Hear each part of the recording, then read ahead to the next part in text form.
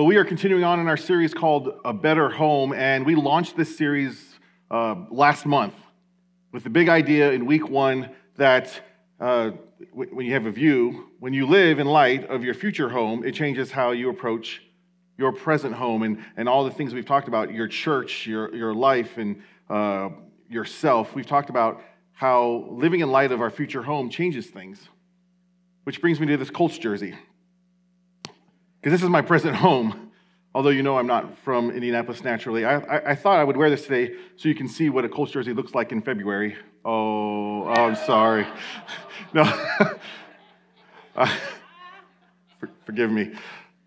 No, listen, I am a Colts fan. It's this is my number 2 team, other than the team of my childhood, the team of my fatherland. That's how it works with my dad.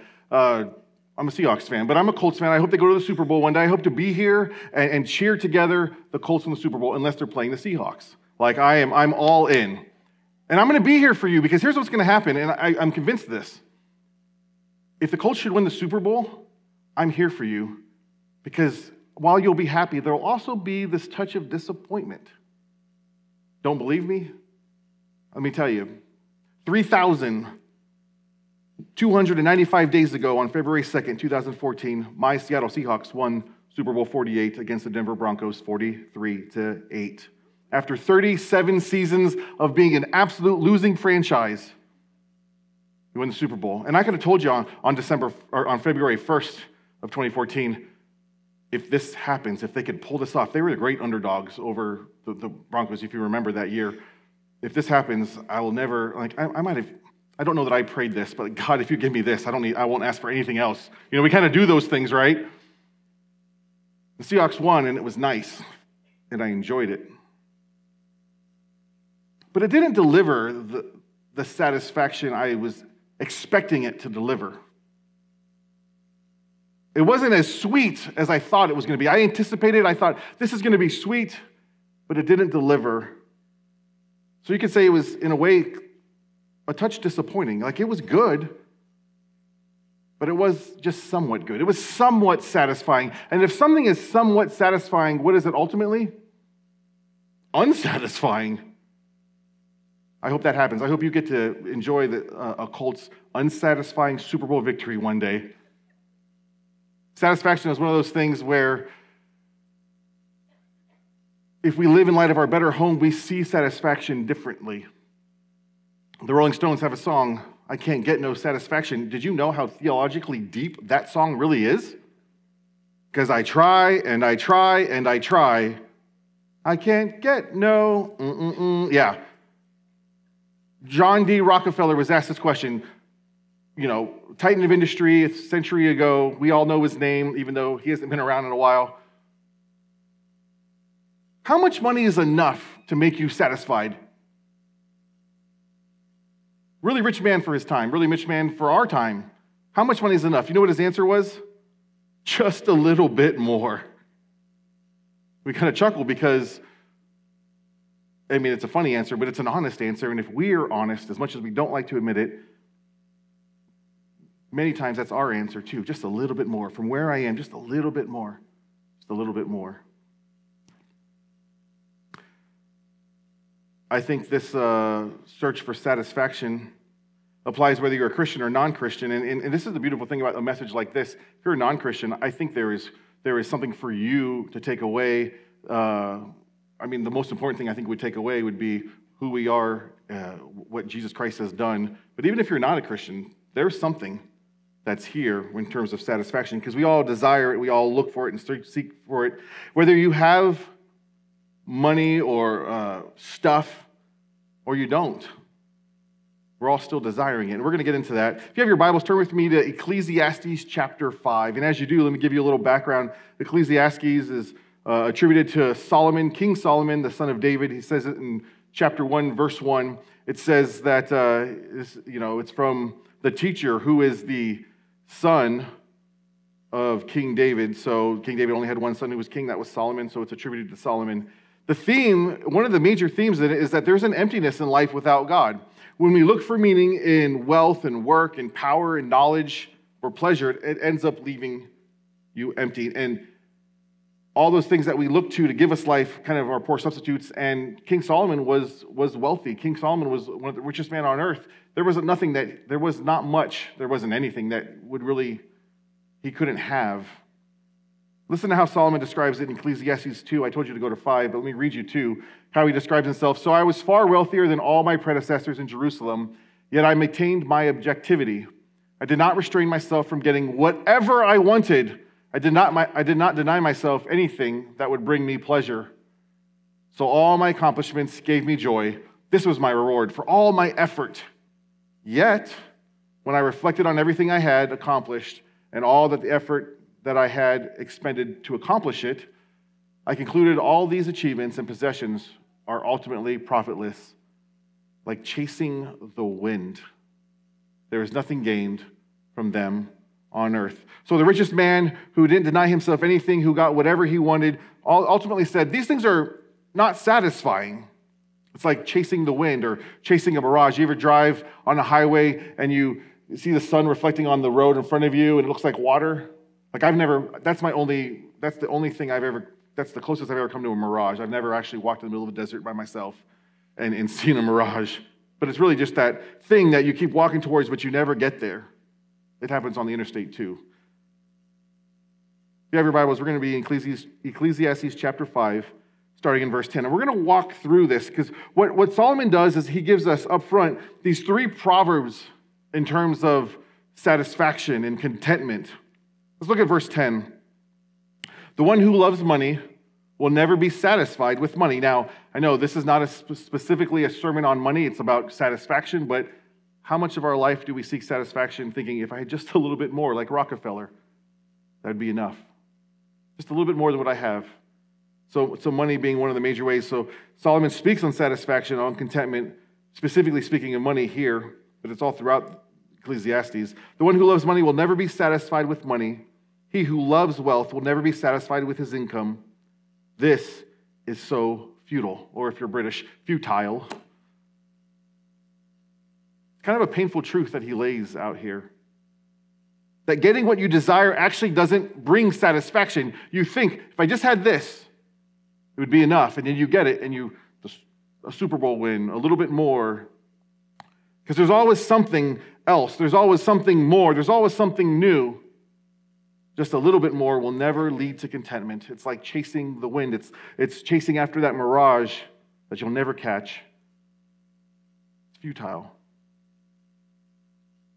Listen to what Rockefeller's contemporaries said. Same titans of industry, same era of American history. We know their names today, even though they've been dead for a long time. Rockefeller said this, and some of his friends said this, or his contemporaries at least. I have made millions. This is J.D. Rockefeller. I've made millions, but they have brought me no happiness. Andrew Carnegie. You know Carnegie Hall? Millionaires seldom smile. These quotes, I kind of picture them like all in a room together talking and being like, yeah, I've made millions, but has it made me happy? Yeah, millionaires never smile. William Vanderbilt. The care of 200 million is enough to kill anyone. There's no pleasure in it. I know we're thinking like, well, let me try. Henry Ford. I was happier when doing a mechanic's job. Verse 11. Let's go to verse 11. When someone's prosperity increases, those who consume it also increase. So what does the owner gain except that he gets to see it with his eyes? Let's break that down. Essentially, it's saying when you got more money, you got more problems, right? There's more expenses that take place when you have more stuff. Now, I don't know what Solomon's thinking about in this moment. He may have been thinking about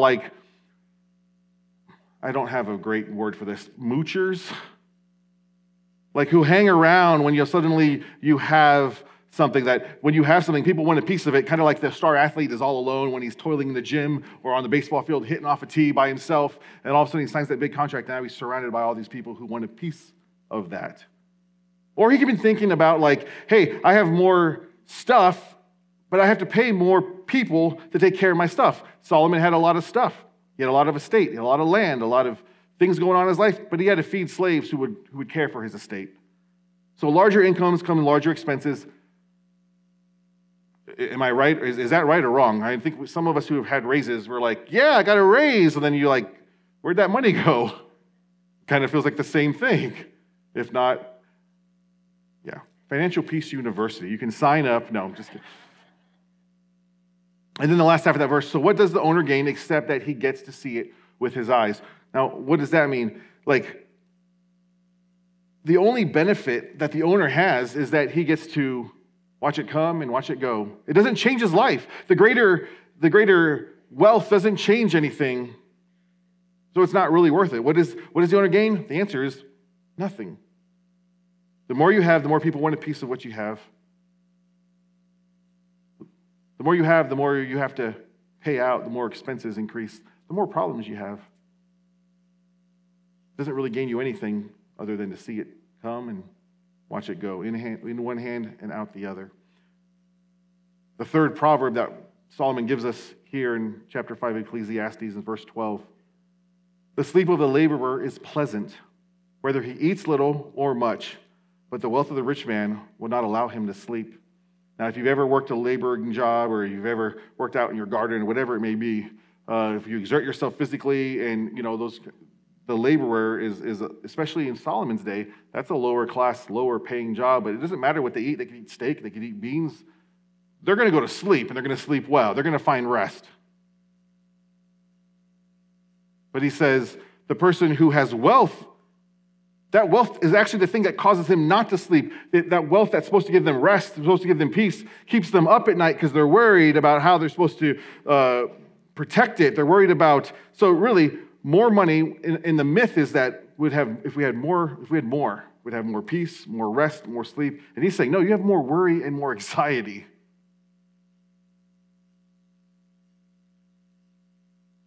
And then he switches from these three proverbs and he goes to a story in chapter 5, verse 13. He tells a story of a man who made riches his life's pursuit. This is whether it's I really witnessed this in real life or this wise Solomon giving an example, an illustration. It's given in the form of a story. Verse 13, here is a misfortune on earth that I have seen, whether it's a specific story or he's just seen it in general. Wealth hoarded by its owner to his own misery. The picture here is something like Ebenezer Scrooge from Charles Dickens' Christmas Carol. We all have our favorite version of that, right? Anyone's favorite version, the Muppets version? You could ask my wife. Last night, I was writing this sermon, and I wrote Ebenezer Scrooge down, and I went to bed with Alexa playing, Welcome, Mr. Hum, or there goes Mr. Humbug, there goes Mr. Grimm. If they gave a prize for being mean, the winner would be him. You know that. You love that. Oh, Scroogey loves his money because he thinks it gives him power. If they made him into a flavor, it would certainly be sour. Okay, I'm done. But that's the idea here. There is a man who hoarded his wealth to his own misery, that it actually makes him sick. The point here is that, the obvious reading of this is that Solomon's saying materialism can make you sick. It's bad for your health. Which is interesting because if you look up, do a Google search on materialism's effects on your health, and you don't just get Bible verses from Solomon, you get a whole lot of psychological studies about how materialism, if you live that way, being overly focused. Now, I know everyone's like, well, aren't we supposed to be able to, eat our food? Yeah, I'm saying overly focused. Because we're trying to find the ultimate satisfaction through it, brings higher levels of stress, anxiety, and depression, and that's secular studies, psychological studies. The thing about materialism as a means to satisfaction is that it blinds us to its own presence in our life. Jesus says this in Luke 12:15, beware, guard against every kind of greed. Life is not measured by how much you own. Jesus thinks it's worthy to warn us about greed and desire for materialistic things. Why? Because it blinds us to its presence in our life. Like, unlike adultery, where Jesus would say, beware. if you're committing adultery or if you're committing some other thing, it's pretty obvious what you're doing. You're not blind to what you're doing. But if you are actually overly in love with stuff, with materialistic gain, we don't even recognize that. So Jesus is saying, hey, this will blind you. You don't even recognize it. It happens, and it's subtle. Like, let me ask this question. How many of you woke up this morning and said, man, I'm so materialistic? What are the odds that nobody in this room is materialistic? Nobody thinks they're materialistic because we always have the trump card of proof that they're not materialistic, because we could all point to somebody else who is worse than us. But that's not a great argument. Just because someone's worse than us doesn't mean we're not guilty. That's all I'm saying. I'm a North American who lives in 2023, the United States of America, Hamilton County, Indiana. I'm guilty of just a little bit more.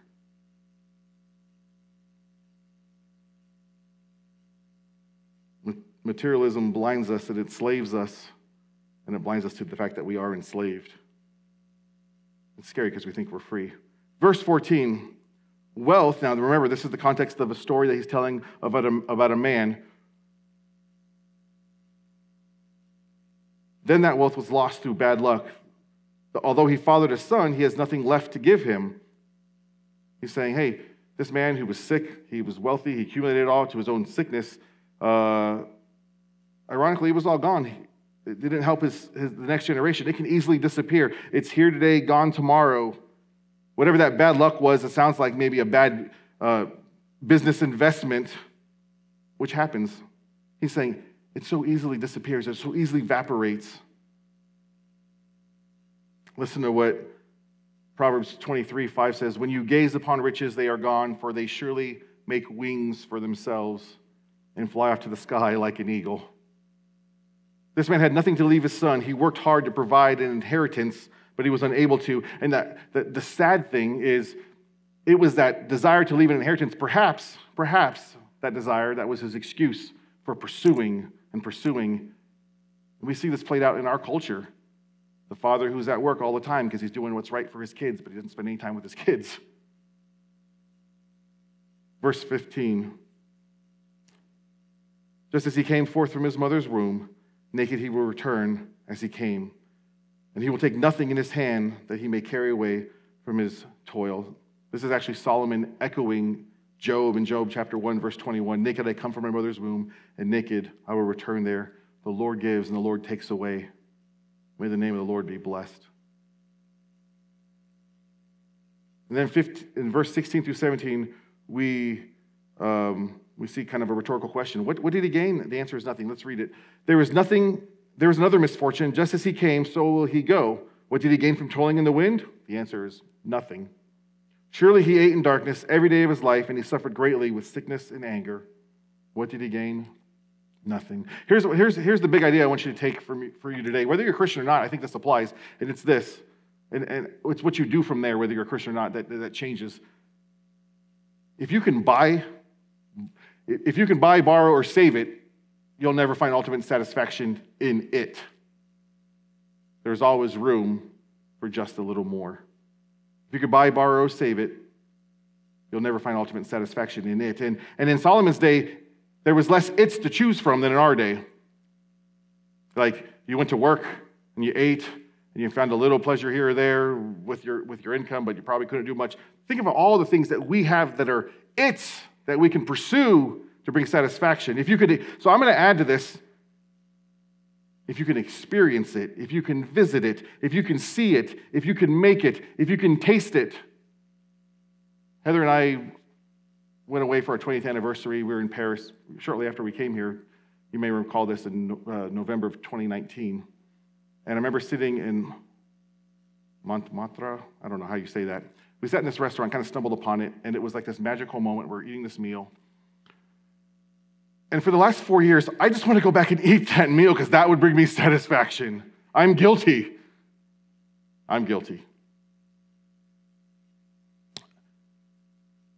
So Solomon gives these proverbs. He gives a story to illustrate the fleeting nature, the really unsatisfying, unsecure, the security of money and wealth. Look at the next verse, verse 18, because what now he does is he gives us a better way. Solomon says, there's a better way than this. There's a better way. In verse 18, I have seen personally what is the only beneficial and appropriate course of action for people to eat and drink and find enjoyment in all their hard work on earth during the few days of their life which God has given them, for this is their reward. What's the better way? What's the appropriate course, as he says? To eat and drink, to find enjoyment in their work. That satisfaction comes by far more simple means when we consider that the thing that we have, that we're eating, we're drinking, the laboring, those are gifts from God. What you have is a gift from God. And he's saying, if we could be content in that, and we could recognize them as gifts, we could be content. And I think this is what Paul was reflecting back on, perhaps, in 1 Timothy 6 when he says this. Now, godliness combined with contentment brings great profit. For we have brought nothing into this world. Sounds like he read Job 2 or Ecclesiastes 5. For we brought nothing into this world, and so we cannot take a single thing out either. But if we have food and shelter, we will be satisfied with that. We had food and shelter. Those who long to be rich, however, stumble into temptation and a trap. I didn't even put that there for you. If we have food and shelter, we'll be satisfied with that. Verse 19, he continues on. So he says, the physical blessings that God has given us, the food to eat and the toil that we do, that we can find contentment in and we can find joy in, even the ordinary, mundane things of life, because we recognize them as a gift of God, that those are gifts from God. But it doesn't stop there. Look at verse 19. To every man whom God has given wealth and possessions, he has also given him the ability to eat from them, to receive his reward, to find enjoyment in his toil. These things are the gift of God. So the physical blessings are the gift of God, and the ability to enjoy, the capacity to enjoy, to receive, to find enjoyment are also a gift from God. So it's not really your circumstances, because Solomon had all those things and it left him unsatisfied. So it's more than just, what has God given me? Can I enjoy it? It's, has God given me the capacity to enjoy it? Because you can be blessed and not enjoy it. But God gives us the ability, the capacity, which is far greater than the physical blessings. Once again, I think of Paul in Philippians chapter 4. If you've been a Christian a while, or not even that long, it's probably one of your favorite verses. I could do all things through Christ, right? You know the context of that? Let's step back and read that, because it's not like I could do all things. I could, fly. I mean, it's not going to happen. I have learned to be content in any circumstance. I have experienced times of need and times of abundance. In every and all circumstance, I have learned the secret of contentment. Whether I go satisfied or hungry, whether I have plenty or nothing, I am able to do all things through Christ, or through the one in this translation, who strengthens me. I could do all things. I could go with, without, be hungry, well fed. That's contentment, and no matter I could be content because Christ helps me in whatever circumstance I face. And finally, verse 20 to close out this passage in Ecclesiastes chapter 5. For he does not think much about the fleeting days of his life, because God keeps him preoccupied with the joy he derives from his activity. He's saying, this guy's not worried about death. He's too busy living life. He's too busy enjoying the blessings that God's given him, living in the capacity that God's given him to enjoy those things, even in the toil, even in the work, even in the I have less than others. He's busy living life. He's too preoccupied with joy that he can't think and worry about the fleeting days of his life. Like death is coming. He's not worried about it. Who is worried about it? Those who are still seeking satisfaction and haven't found it yet. Who's worried about death? My time is running out. I just need this a little bit more to be satisfied in this life. And death is coming. But yeah, there's 3 signs of whatever that was.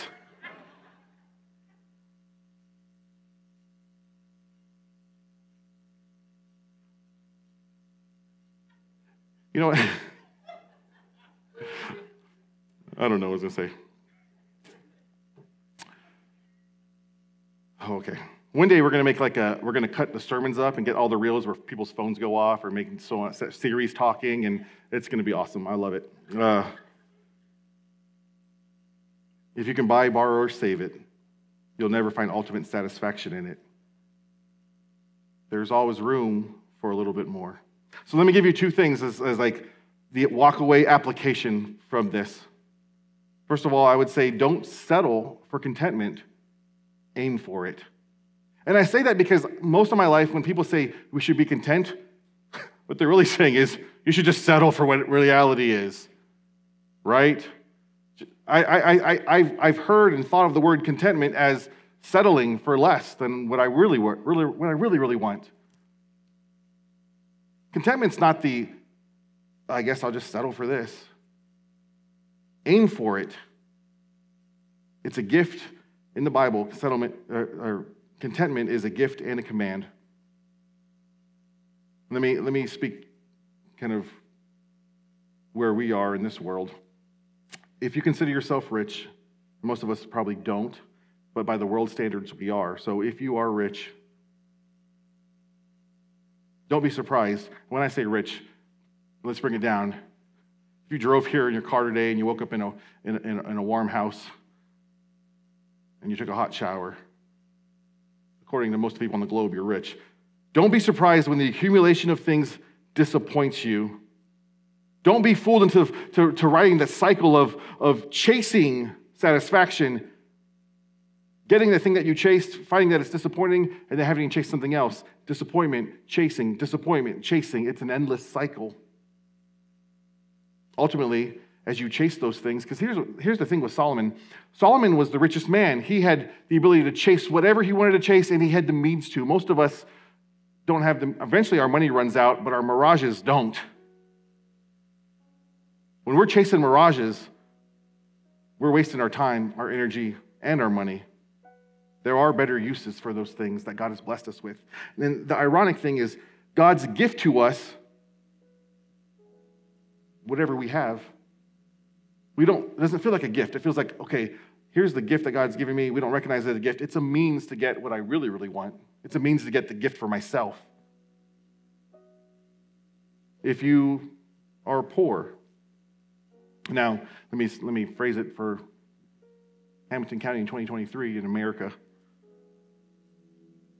If you have less than what your neighbor has, don't be fooled into thinking that the satisfaction is just out of reach. If I could only get that. We've talked about the if onlys. If only I could have that. If only that raise. If only that boat. Maybe the boat's a little bit far, but if only a higher balance in my savings account. Because that'll come and it'll just be just a little bit more. Just a little bit more. We're fooled into thinking that our problems will go away, that we won't be stressed, that we'll finally rest. Second thing is this: don't look horizontally for what you could only find vertically. We tend to look at creation for our life, for hope, for peace, for rest, and for contentment. But the problem is nothing in creation can give those things. Nothing can deliver. We see sweet moments where I think God gives us kind of a glimpse of heaven, but it's not heaven because he leaves us wanting. Because it's a reminder when we find the things that we look to disappointing, it's a reminder that we're made for something beyond this world. We're made for more. And if this world could satisfy us, we won't desire what truly satisfies not creation, not anything in creation, but a relationship with the Creator. A message like this is weird because I'm not saying we're always materialistic or we're always missing the mark. I think if you're a Christian and you're becoming like Christ and you've been walking this thing a while, we are often doing it right. But there's something inside of us that pulls to those default modes of how we came into this world, how we were before we knew Christ, or just how our culture says we should be. Your pastor misses the mark on this sermon as well. But imagine if tomorrow we could find satisfaction, life, hope, peace, and contentment in our relationship with the Creator more than we do today. A contented heart. A contented heart that is given more to worship than it is to demand. A contented heart that is given more to the joy of gratitude than it is to the anxiety of need and want. Because I believe it's in a contented heart where God finds He's glorified in us. One of my favorite quotes that you've heard me say a number of times as your pastor is, God is most, it's John Piper, I'm quoting another pastor here. God is most glorified in us when we are most satisfied in Him. May we find our satisfaction in Him. Because He receives glory when we live lives deeply satisfied in who He is, that He's given Himself to us, that He's revealed Himself to us. Bring some glory. Would you stand with me? We're going to sing a song about bringing Him glory. But let me close in prayer. Father, we thank You. What a privilege we have to look at Your word, to consider who You are, what You've done on our behalf. You sent Your Son to take our place on the cross. And the hope that we have comes from the fact that You are the God who revealed Himself to us, took the initiative to save us, so that we may live a life knowing You and living a life with You.